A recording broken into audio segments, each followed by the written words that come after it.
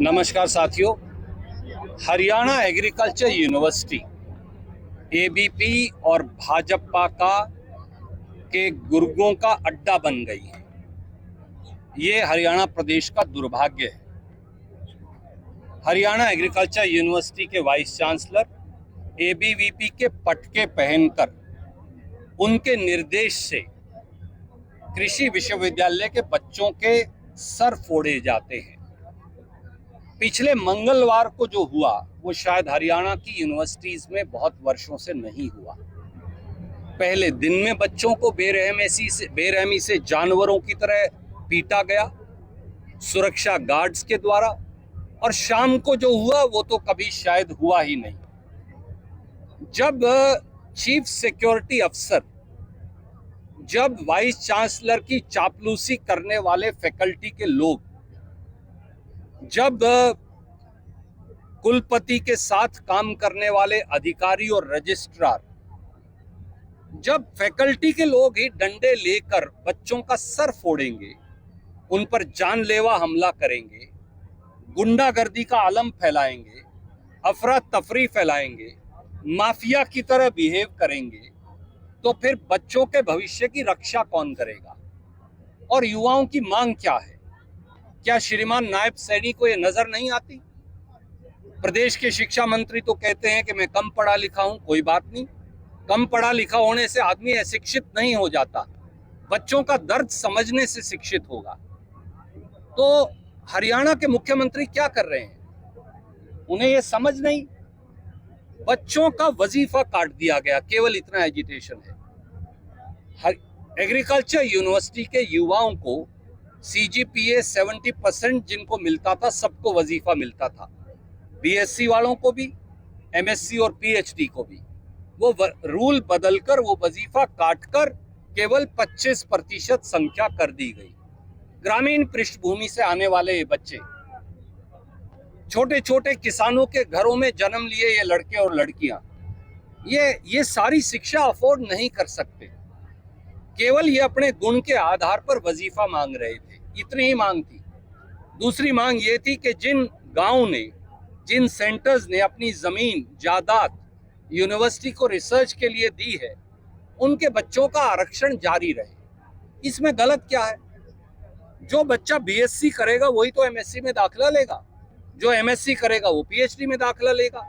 पर यह शर्त लगाना कि एक बच्चे को एक ही बार आरक्षण मिलेगा, ये उन गांवों को महरूम करना है और हरियाणा के बच्चों को महरूम करना है। ये सीधे सीधे गुंडागर्दी है। HAU भाजपा के गुंडों का अखाड़ा बन गई है। हमारी मांग बड़ी सीधी है, बच्चों के वजीफे की शर्त बहाल की जाए। हर बच्चे को 70% से अधिक मार्क्स लाने पर वजीफा दिया जाए पहले की तरह, और रूल के संशोधन को खत्म किया जाए। जो LDV की सीट्स कम कर दी है, जो उनका आरक्षण खत्म किया गया है, उसे दोबारा से बहाल किया जाए। जिन सारे फैकल्टी के लोगों ने, सिक्योरिटी ऑफिसर्स ने, वाइस चांसलर के इशारे पर दूसरे लोगों ने, सुरक्षा गार्ड्स ने जिन बच्चों के ऊपर हमला किया है, उन सब पर मुकदमा दर्ज कर गिरफ्तारी हो। वाइस चांसलर और रजिस्ट्रार और उनके साथ इस गुंडागर्दी के नाच में शामिल होने वाले सब अधिकारियों को फौरन बर्खास्त किया जाए, और इसमें गवर्नर और मुख्यमंत्री फौरन इंटरवीन करें। नहीं तो ये साबित हो जाएगा कि ये सब यहाँ वाइस चांसलर अकेले उसकी मिलीभगत से नहीं हुआ, ये इशारा ऊपर से आया है, और ऊपर केवल श्रीमान नायब सैनी खुद बैठे हैं। इसलिए हरियाणा एग्रीकल्चर यूनिवर्सिटी देश की शान है।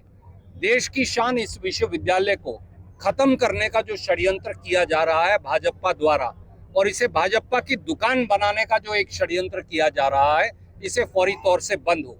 हम गवर्नर साहब के पास भी जाएंगे, हम मुख्यमंत्री जी के पास भी जाएंगे, डेलीगेशन भी लेकर जाएंगे, मांग भी रखेंगे, और जरूरत पड़ी तो ये मांग, मैंने वायदा किया है साथियों से कि राष्ट्रीय अध्यक्ष खड़गे जी और लोकसभा में विपक्ष के नेता श्री राहुल गांधी जी तक हम ये मांग लेकर जाएंगे, और इनका मांग पत्र वहां भी पहुंचाएंगे। छात्र कह रहे थे कि राहुल गांधी से बात कराइए, आपने भरोसा दिया है, तो क्या राहुल गांधी छात्रों से बात? मैंने ये छात्र साथियों से कहा कि मैं आपकी बात राहुल गांधी जी तक रखूंगा, सीधा आपका फोन उनको दूंगा। मैं कौन हूं पंचायती बीच में?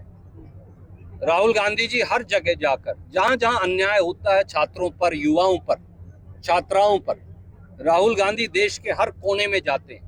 राहुल गांधी उनकी बात उठाते हैं। मुझे विश्वास है कि जो यहाँ उत्पीड़ित हैं हमारे छात्र सरकार के दमन चक्कर और अन्याय से, राहुल जी इनकी बात भी बड़े ध्यान से सुनेंगे।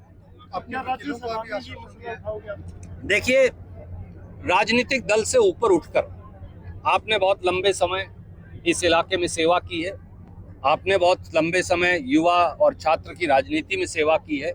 हमारा सबका एक दायित्व है, ये हमारे बच्चे भी हैं, कोई हमारा छोटा भाई है, कोई बहन है, कोई भतीजा है, कोई भतीजी है। हम इनको हर तरह की मदद, कानून की, स्वास्थ्य को लेकर और आंदोलन को लेकर और इनकी सब जायज मांगों को लेकर हम इसका समर्थन करें।